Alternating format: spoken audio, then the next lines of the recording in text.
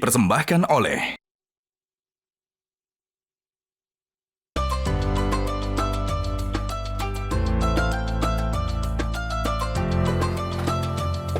Assalamualaikum, paket. Salam. Bisa mas, paket mas. Untuk saya. Iya mas. Terima kasih ya. Terima kasih mas.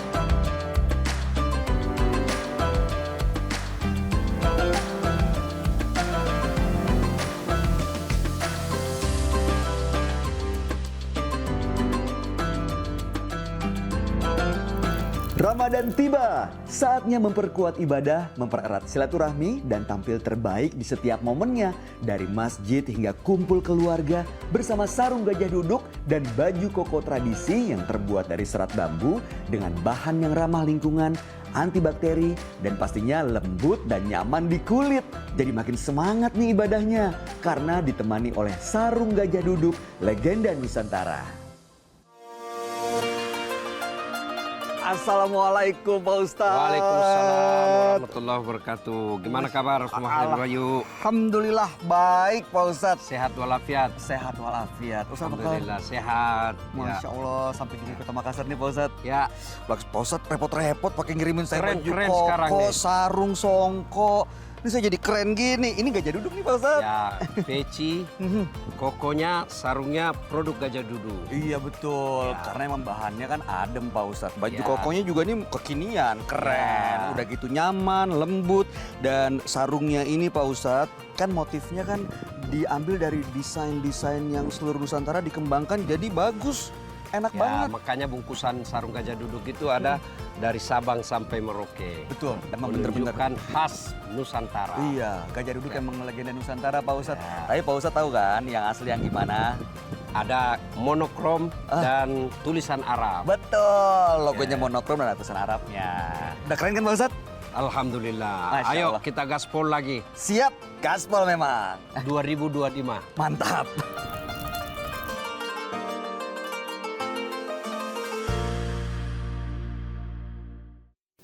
Assalamualaikum warahmatullahi wabarakatuh.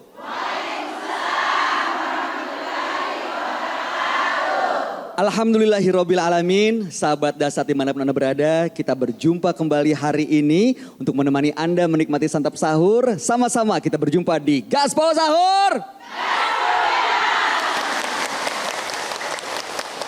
Masih dari Kota Makassar, senang sekali saya Bayu Oktar tentunya bersama Ustaz Dasat Latif. Assalamualaikum Ustaz. Waalaikumsalam warahmatullahi wabarakatuh. Alhamdulillah, salim dulu Pak Ustaz. Alhamdulillah. Senang sekali bisa bertemu Jumpa lagi. Berjumpa Kita tiap lagi. hari ketemu kok. Iya makanya, kan kita nggak tahu besok ketemu lagi apa enggak Pak Ustaz. Iya. Tapi bisa ketemu nih seperti ibaratnya kalau saya pribadi ya Pak Ustaz. Ya. Seperti handphone yang dicas lagi. Ya. Dengar petua-petuahnya jadi semangat termotivasi lagi. Apalagi nih yang mau kita bahas hari ini mengenai kehidupan yang sebenarnya kita jalankan dalam keseharian. Yaitu hidup bertetangga. Hidup bersosialisasi tidak lepas dari hak dan kewajiban. Dan kalau bertetangga pasti juga ada hak dan kewajibannya. Izin Pak Ustadz, kalau orang tua saya pernah mengajarkan gini. Kalau kamu percaya sama Allah, kamu percaya sama hari akhir, kamu harus memuliakan tetanggamu. Iya. Tapi kadang-kadang saya mikirnya, kita sih iya mikirin tetangga. Tapi tetangga kadang-kadang suka gak mikirin. Masak sendiri, parkir sembarangan, bikin acara sampai malam.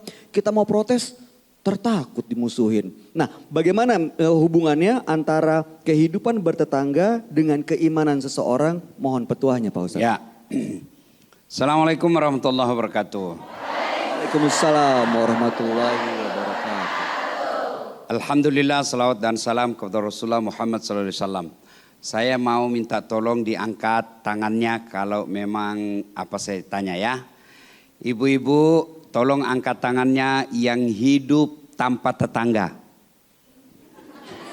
Gak ada yang angkat tangan Pak. Nah, Gak ada yang angkat tangan Pak Ustadz. Oke. Gak ada yang angkat tangan. Tolong angkat tangannya yang tetangganya adalah saudara kandungnya. Yang tetangganya saudara kandungnya, seibu sebapak. Oke. Ya. Tolong angkat tangannya yang tetangganya orang lain yang baru dikenal. Coba. Ini menunjukkan bahwa tetangga itu menjadi kebutuhan. Makanya kita di Indonesia ada disebut rukun tetangga. Tapi yang terjadi, tetangga adalah musuhku. Ya kan?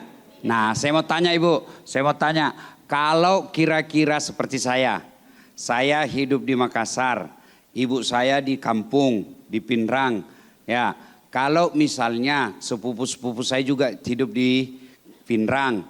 Nah, kalau saya ada masalah, saya titip di mana kalau saya mau pergi Tetangga. No. Kalau saya ada kecurian, siapa dulu yang datang? Tetangga. Kalau saya mau bikin acara, saya izin dulu kemana? Tetangga.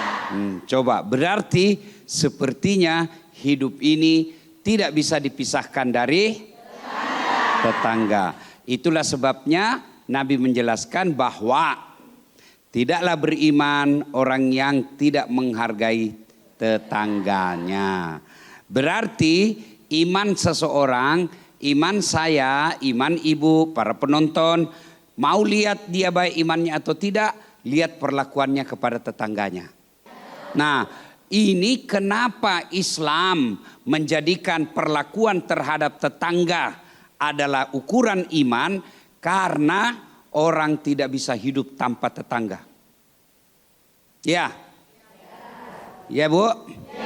Itulah yang disebut makhluk sosial. Saya kasih contoh Ibu. Bu, kita tak kenal ini Pulau Kayangan. Sebelah toh? Sendiri Ki di situ Ibu. Mau Ki? Waduh. Mau? Jangankan di pulau, di sorga saja Nabi Adam. Itu sorga kehidupan nikmat. Semua ada. Di dalam sorga Nabi Adam sendiri. Bolak-balik Adam. Bolak lagi. Adam, kenapa kau gelisah begitu? Kenapa kau seolah-olah ada masalah? Nah, semua ini sorga sudah saya persembahkan untuk kamu. Iya, tapi tidak enak kalau dia ada temanku. Akhirnya dikasih teman. Bukan kucing. Bukan belau. You know belau? Belau tuh yang untuk tikus. Oh. Saya pikir yang untuk baju putih. Tapi diciptakanlah temannya namanya Hawa. Siti Hawa. Itu Nabi Adam saja dalam surga kesepian, tidak ada teman. Ibu saya kasih emas, semua saya kasih Bu. Tapi tinggal di satu sendiri di pulau. Bagaimana kita mau eksis? Ya. Maka itulah sebabnya kita perlu berbaik. Kenapa disebut iman? Kenapa dihadiahkan iman? Karena kalau kau tidak ada motivasi iman, maka kau akan perlakukan tetanggamu semau-maumu. Maka harus diatur tata cara bertetangga itu. Karena itu mencerminkan keimanan kita. Saya mengaku beriman, salah satu ukurnya lihat tetangganya. Tanya tetangganya, bagaimana tetangganya? Nah sekarang pertanyaan, bagaimana tata cara bertetangga? Satu, menghormati tetangga. Nah itu semua orang bilang, saya tahu menghormati tetangga. Bagaimana cara menghormatinya? Antara lain, jangan menceritakan aibnya. Bisa Ibu? Kok ragu-ragu Bu? Ragu-ragu jawabnya nih. Yang banyak sengaja cari informasi. Ada tetangga baru. Urek langsung. Nah kasih mata-mata. Nah orang beriman kalau dia tahu aib tetangganya, datang tetangga yang satu mau cari informasi, enggak begitu, setahu saya dia baik. Katanya itu dia pindah ke sini karena di sana dia mencuri. Enggak, dia baik. Begitu caranya orang bertetangga yang beriman. Dia tutup aib tetangganya, bukan malah diumbar-umbar. Kan, Yuk. Nah, ini semua kelakuannya ini. Nggak gosip tapi sinis. Kau nggak gosip tapi kau sinis sih.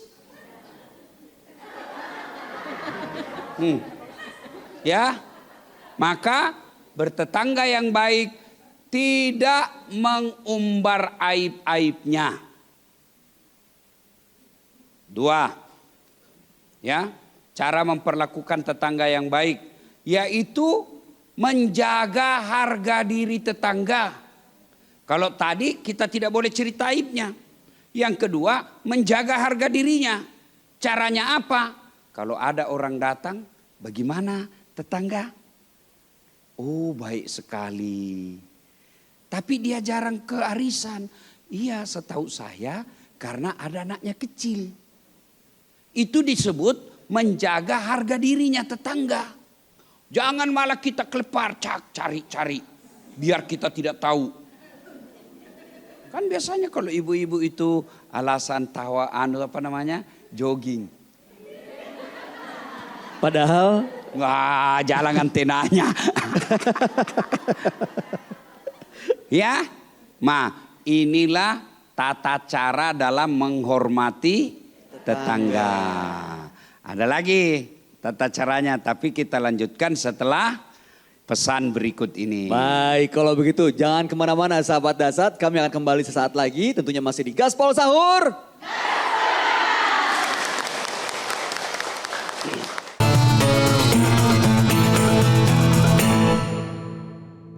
Dipersembahkan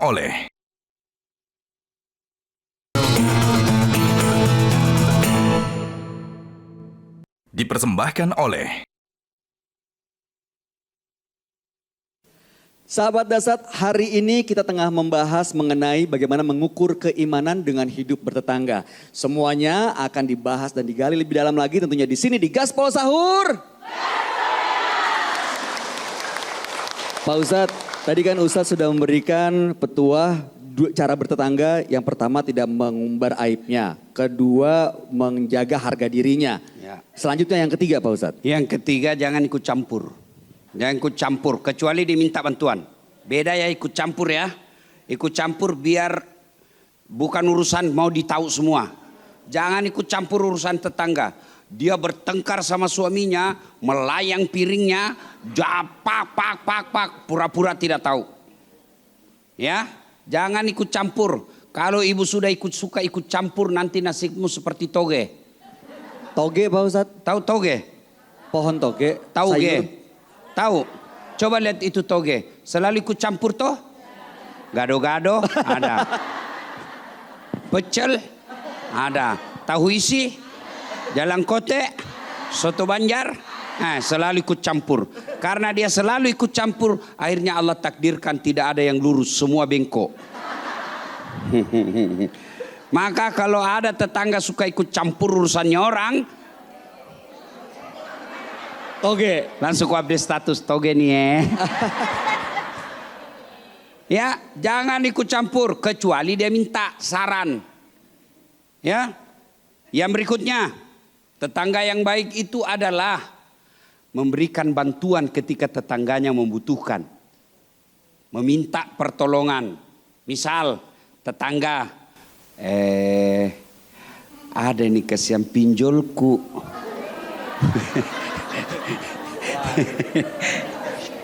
Pinjol. Pinjaman online. Masya Allah, dari 500.000, aduh sekarang sudah 3 juta. Makin banyak. Saya kasihan ini kayak mau bunuh diri. Bisakah saya kasihan dibantu? Maka selama kita punya kemampuan untuk bantu, dibantu. Ini kadangkala yang memesahkan persaudaraan dan dengan tetangga itu karena utang. Ya. Nah, dia datang bertetangga. Waktu mau dipinjami baik betul. Ya toh? Memuji kiri kanan. Ujung-ujungnya utang. Bu, supaya tidak pecah kita perasaan persaudaraan di tetangga, lihat dulu kalau dia mengutang. Kalau kita tahu kemampuan ekonominya 2 juta, tiba-tiba mau minjam 10 juta. Bahaya itu. Itu namanya sapak kolasa. Cari masalah. Masalah itu tidak kau cari aja ketemu. Apalagi cari. Tapi dia sudah terlanjur datang. Malu dia kalau tidak dikasih, kasihan. Dia sudah malu mengungkapkan mengutang. Tapi karena kita tahu kalau dikasih dia dibebani dan tidak sanggup, maka cukup dikasih tahu. Berapa kita ngutang? 10 juta ibu. Aduh, saya mau bantu tapi ada keperluan lain juga ini. Nah, cukup saya kasih saja 1 juta di. Mudah-mudahan 1 juta ini berkah, bisa menyelesaikan masalah.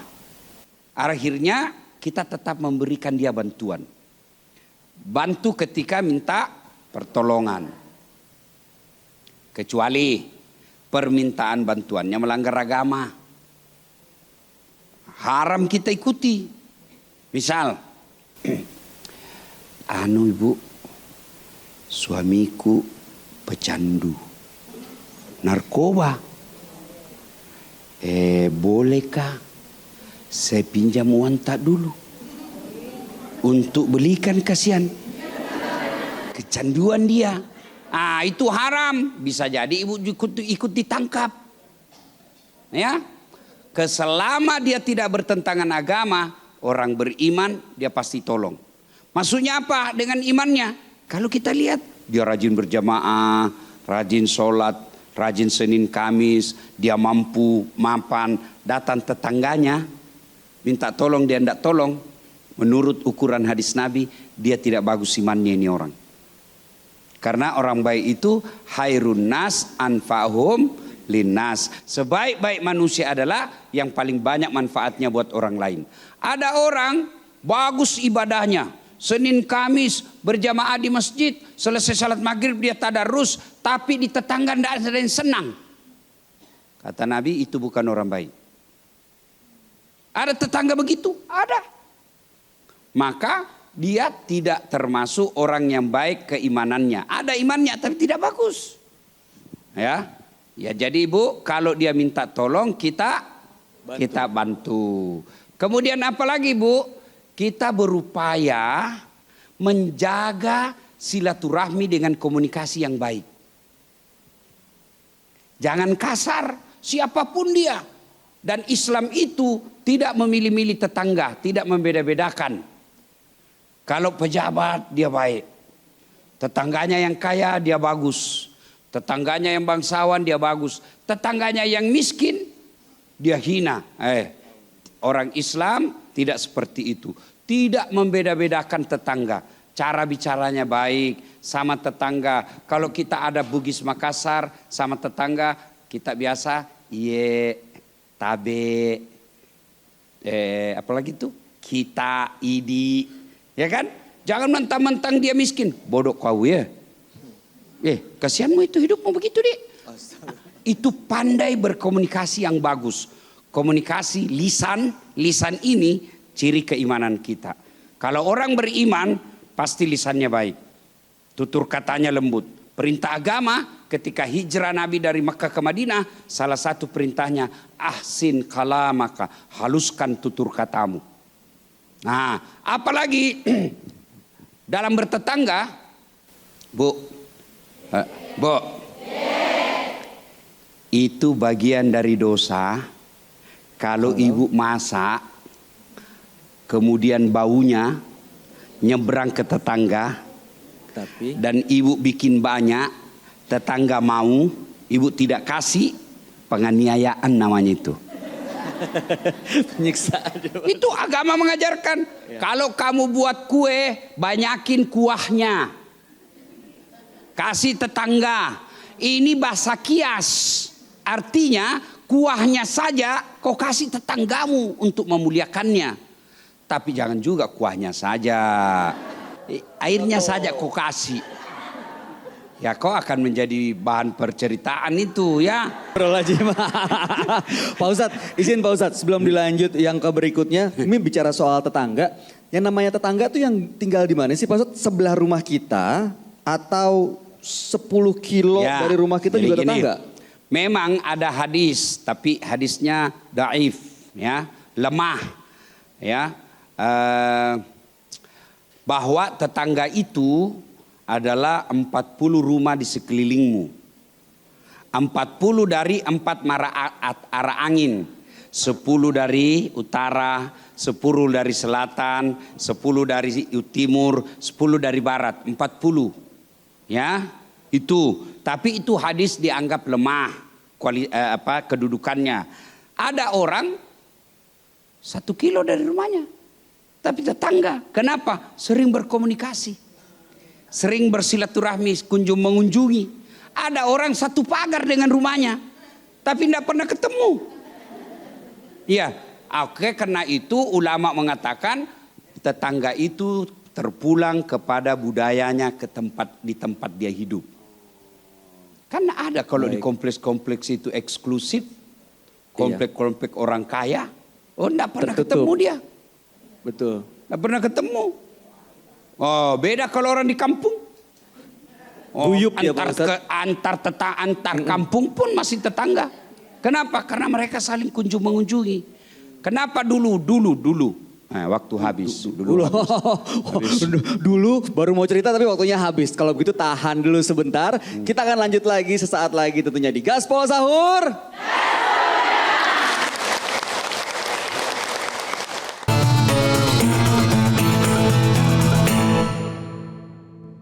Dipersembahkan oleh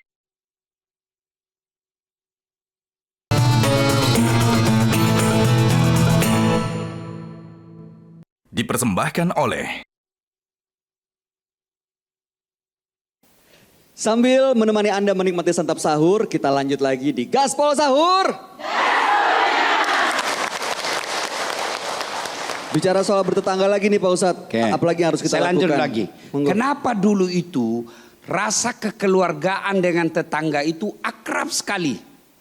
Karena pemenuhan. Jangan ketawa. Sabar Pak Ustadz, sabar. Apalagi tadi? Pemenuhan Kebutuhan sehari-hari itu dengan tetangga. Istilah dulu barter. Iya toh?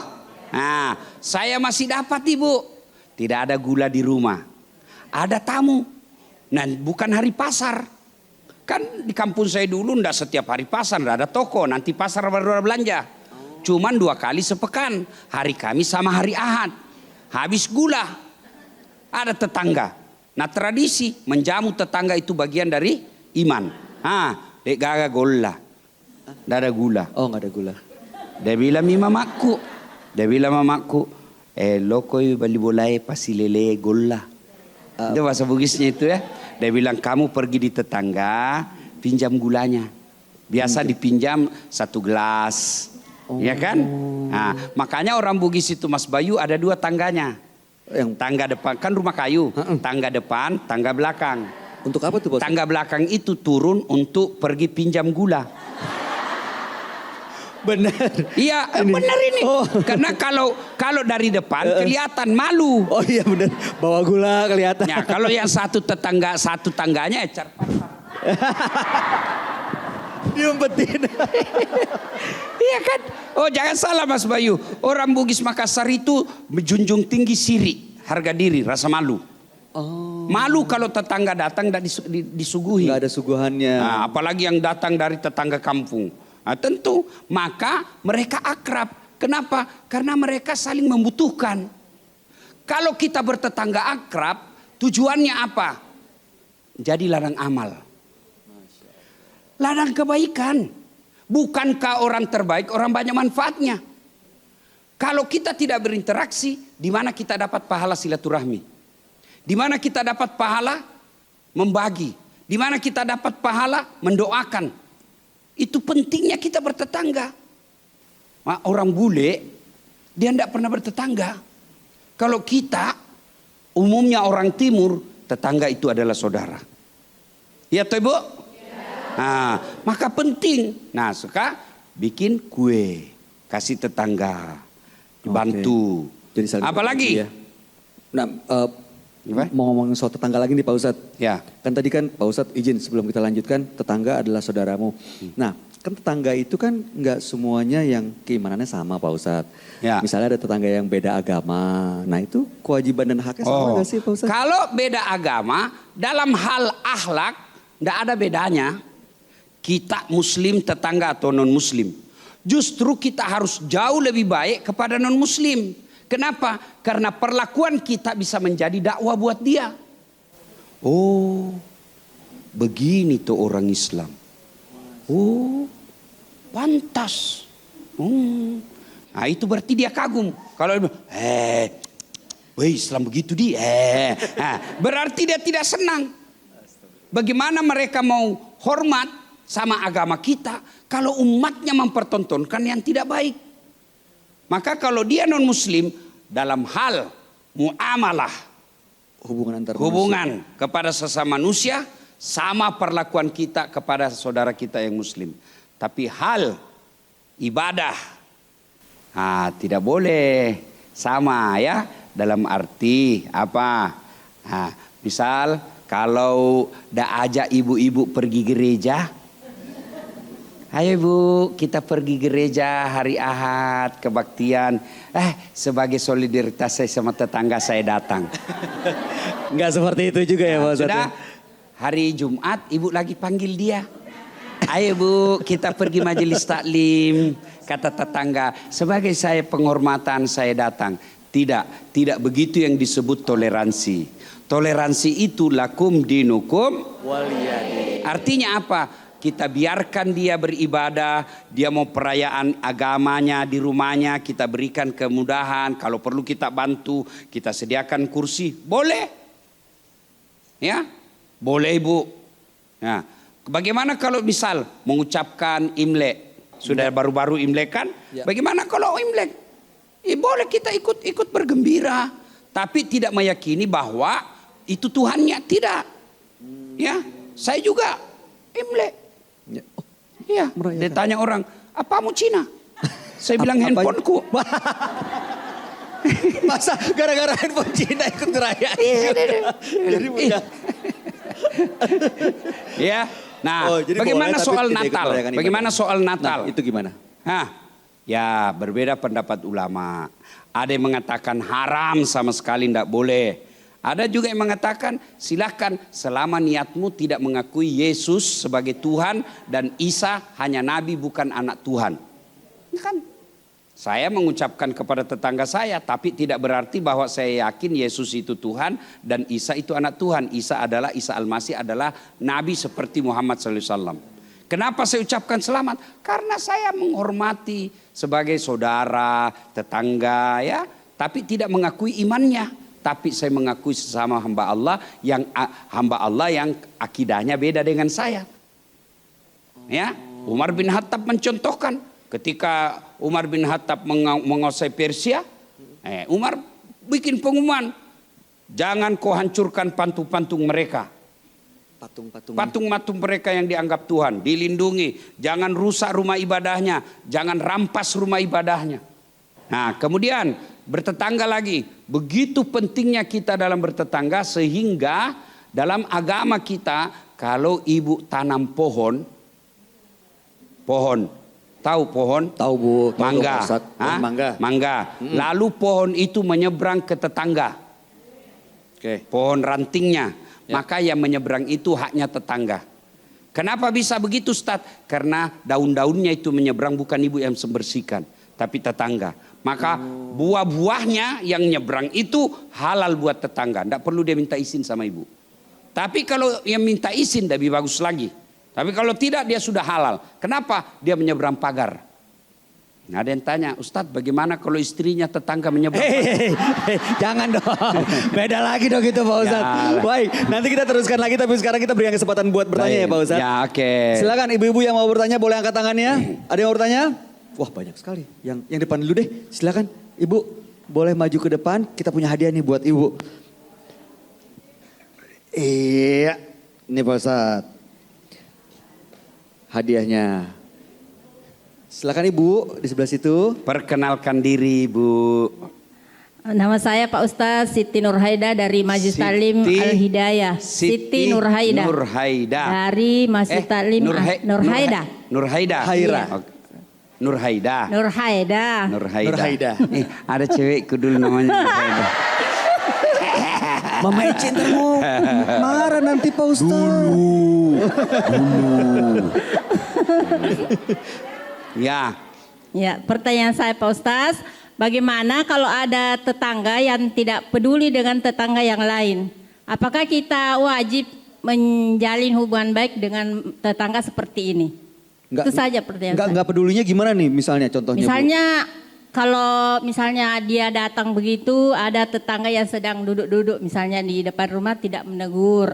Atau ada juga yang buang sampahnya seenaknya saja, dia tidak peduli apakah ini halaman tetangganya ataukah padahal dia sendiri punya depan rumah. Iya, ada kan bisa dia simpan depan rumahnya.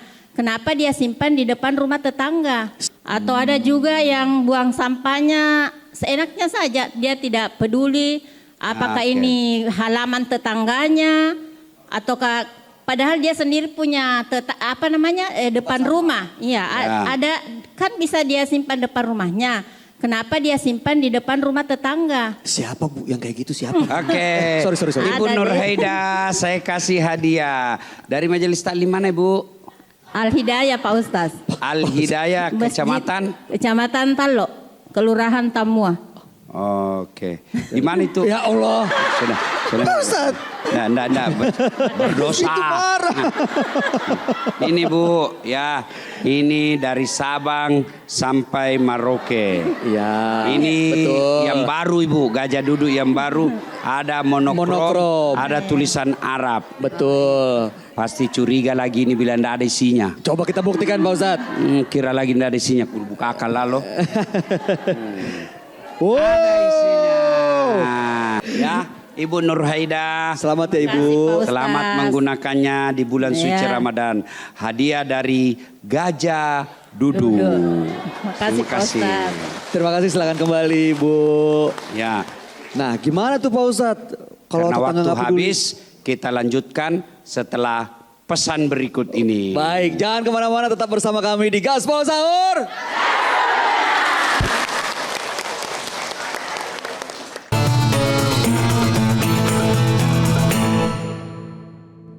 Dipersembahkan oleh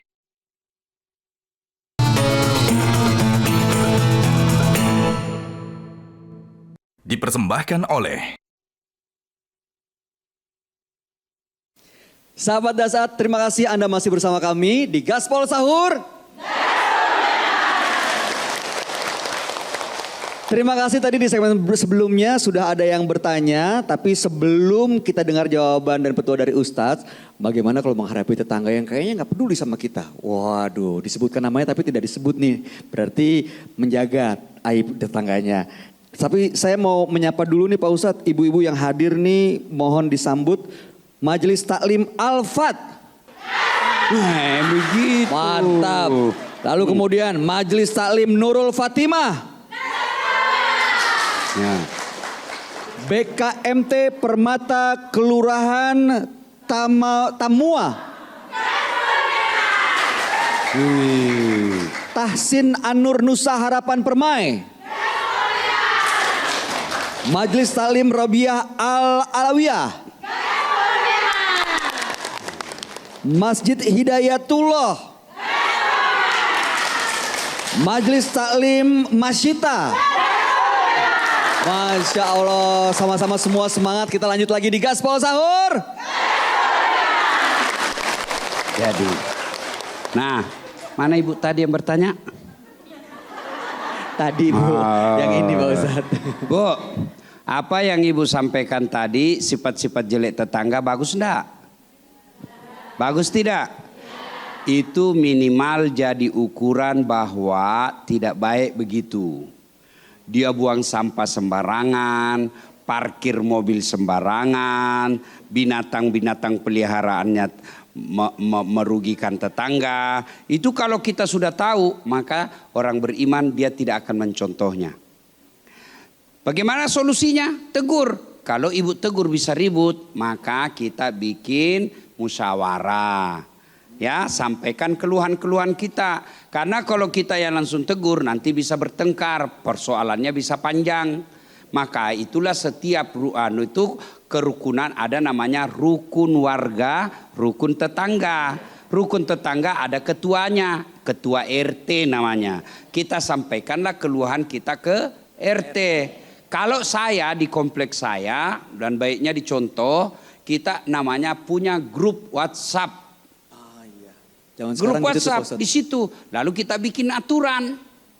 Dan semua keluhan-keluhan disampaikan di situ. Tolong parkir mobil pada tempatnya yang benar. Nah, ya. Kemudian tolong ketua kompleks lampu di blok A padam. Begitu. Itu pentingnya ada musyawarah ketua RT. Kalau dulu di kampung ada namanya tudas sipulung. Rapat mereka untuk mencari jalan keluar dalam masalah dalam rukun tetangga. Gitu ya Bu ya. Minimal kalau kita sudah tahu itu jelek, jangan dicontoh. Oke Bu Nur Haida.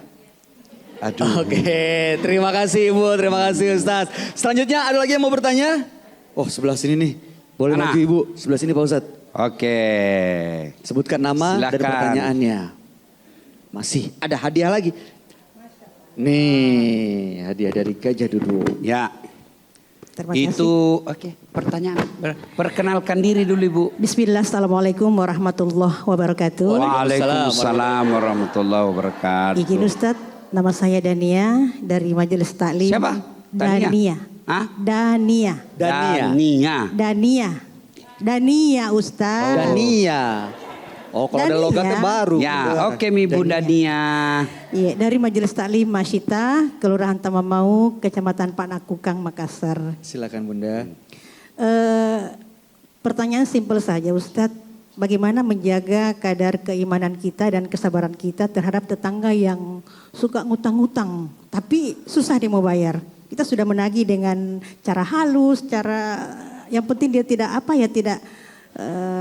tersinggung. Tapi dia tidak ada kesadaran untuk bayar hutang. Oke, Ibu Nadia terima. Dania Pak Ustadz. Sengaja sih Bu. Bisa aja. Ibu Tania Salah Salah. Dania. Kalau tadi jaga gajah duduknya jenis Nusantara? kembang Nusantara. Kalau ini Mika. Masya Allah. Tapi tetap gajah duduk. Iya dong. Sebelum saya kasih hadiah, kenapa disebut gajah duduk Ibu? Karena duduk. Gajahnya enggak pernah berdiri. isinya Pak ada Ustadz. isinya tetap. Alhamdulillah. cantik. Dipakai Ramadan Ustadz. Terima kasih Ustadz. Ibu. Terima kasih. Barakallah. Makasih Ibu Dania. Ya.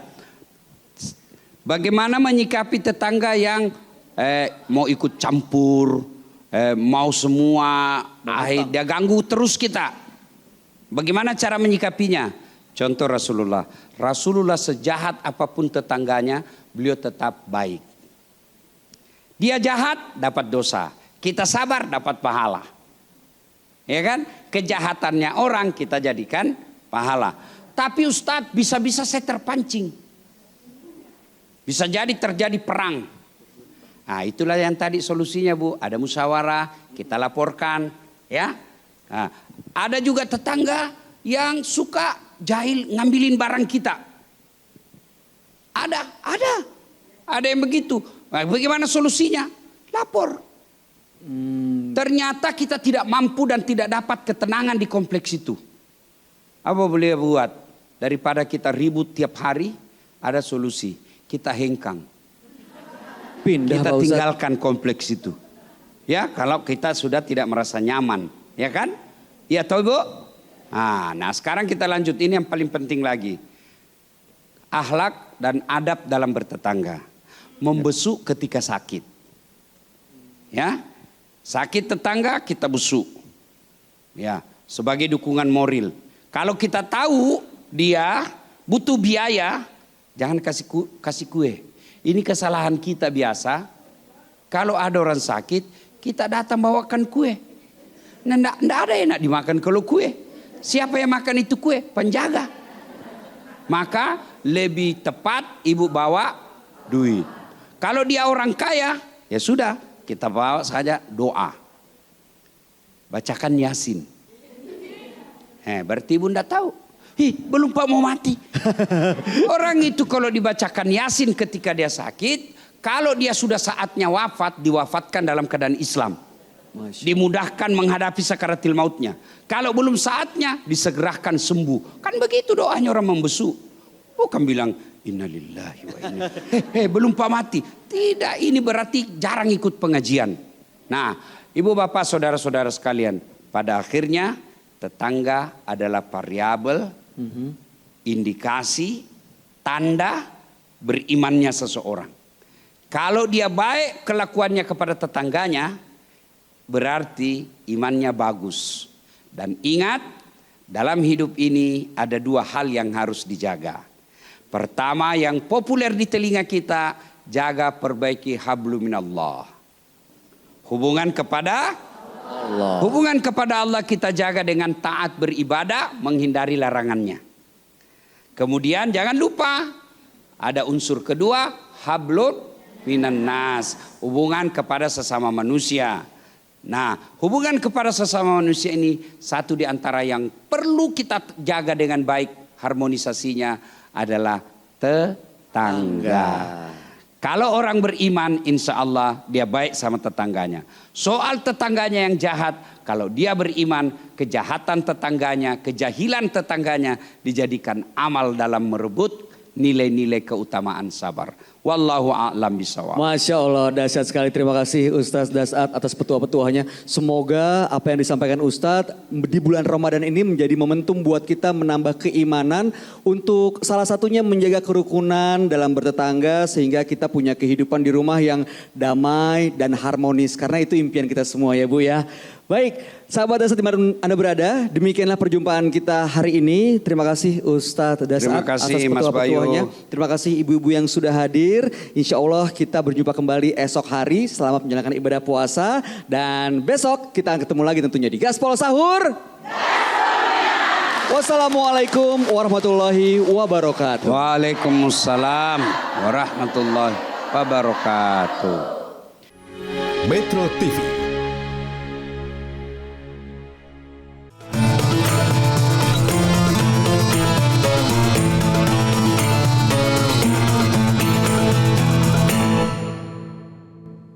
Dipersembahkan oleh